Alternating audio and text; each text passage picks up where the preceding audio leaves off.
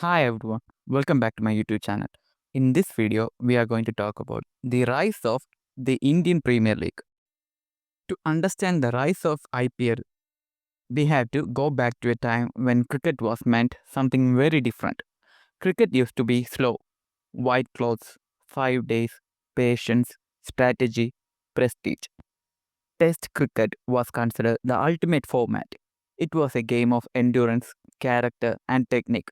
Then came one day internationals, colored jerseys, day night matches. The 1983 World Cup victory changed Indian cricket forever. It made cricket aspirational, it made cricket commercial. But even then, the game was still relatively long. By the early 2000s, the world was changing. Attention spans were shrinking. Television was becoming more competitive. The internet was rising. Young audiences wanted speed. They wanted instant gratification. They wanted drama every over. And then came T20 cricket. 20 overs, 3 hours, big hits, fast action. Entertainment packed into prime time. When India won the 2007 T20 World Cup under MS Dhoni, something clicked. The format had arrived, but more importantly, it had commercial potential. That's when BCCI saw something bigger.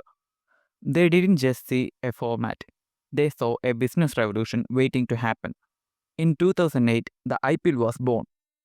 8 franchises, city based team, corporate owners, Bollywood involvement, international players in the same dressing room as domestic cricketers, auctions televised, salaries revealed, cheerleaders dancing, music blasting, fireworks lighting up the sky. This was not traditional cricket. This was sport reimagined. And the very first night sent a message to the world. When Kolkata Knight Riders faced Royal Challengers Bangalore, Brendan McCullum smashed 158 runs in an innings that felt like declaration of war against conventional cricket. That night wasn't just a match, it was a statement. Cricket would never be the same again. Then came the fairy tale. Rajasthan Royals, a team without the biggest stars, led by Shane Warne, lifting the trophy. It was dramatic, it was unpredictable. It proved that this league would not be scripted by reputation. The first season exploded in ratings. Stadiums were full, advertisers rushed in, broadcasters made money. The IPL wasn't an experiment anymore, it was a success. But the real genius of IPL was not just cricket, it was the business model. Franchises were sold to billionaires and corporations. Mumbai Indians backed by Reliance, Chennai Super Kings supported by India Cements, Kolkata Knight Riders owned by Bollywood superstar Shah Rukh Khan. This was American style league economics entering Indian sport. Central revenue sharing, massive broadcasting deals, commercial partnerships, merchandise, licensing, digital rights. Every season, the numbers grew. Media rights crossed billions. Franchise valuations multiplied. The IPL became one of the richest sports leagues in the world, not just in cricket, but across all sports. And then came the auctions. The auction room became theatre. Unknown players suddenly earning crores.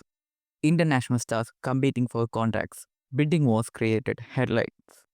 For a young cricketer from a small town, the IPL was not just an opportunity, it was transformation. One good season could change your life. Financial security overnight, fame overnight, national selection suddenly within reach. Think about how many careers the IPL created. Players who might never have broken into the Indian team became household names. Youngsters like Jasprit Bumrah and Hardik Pandya found global recognition because of the IPL performance. The IPL didn't just pay players, it empowered them. But beyond money, what made the IPL unstoppable was emotion. Rivalries formed quickly. The battles between Mumbai Indians and Chennai Super Kings became iconic. Fans picked sides. Jerseys became identity. Social media amplified every controversy, every meme, and every dramatic finish. The league was perfectly timed. Evening matches, prime time slots, families watching together, officers discussing results the next day.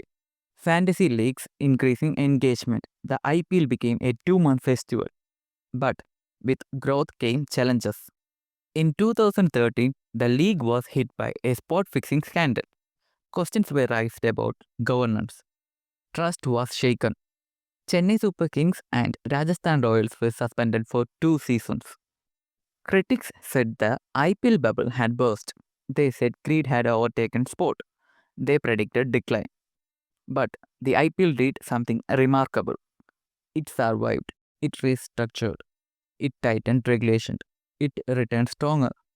Then came another massive test, COVID-19. Stadiums closed, travel restrictions, biobubbles. Entire seasons moved to the UAE. And yet, the IPL delivered. Even without crowds, millions watched from home. Digital streaming number exploded. The pandemic proved something crucial. The IPL was not dependent on physical presence. It was a broadcast empire. And that digital shift changed everything. With India's internet boom, millions of new fans joined. Tier 2 and Tier 3 cities became major markets. Streaming rights deals shattered records. Globally, the IPL began influencing other leagues: Australia's Big Bash, Pakistan Super League, Caribbean Premier League, England's The 100, all adopted franchise models inspired by IPL success. But none matched its financial muscle. Beyond money and ratings, the IPL's biggest achievement might be cultural. It broke regional barriers. A player from Tamil Nadu playing for Mumbai, an Australian hero in Bangalore, a Caribbean superstar in Kolkata. It blurred boundaries. It also paved the way for women's franchise cricket. The Women's Premier League emerged as a direct result of IPL success. The ecosystem expanded. But let's ask a deeper question. Why did the IPL rise so fast? Because it understood modern India, an India that was urbanizing, digitalizing, globalizing, aspiring, consuming. IPL reflected that ambition. It was bold, it was flashy, and it was unapologetically commercial. It celebrated success loudly. Some critics argue that it had overshadowed Test cricket.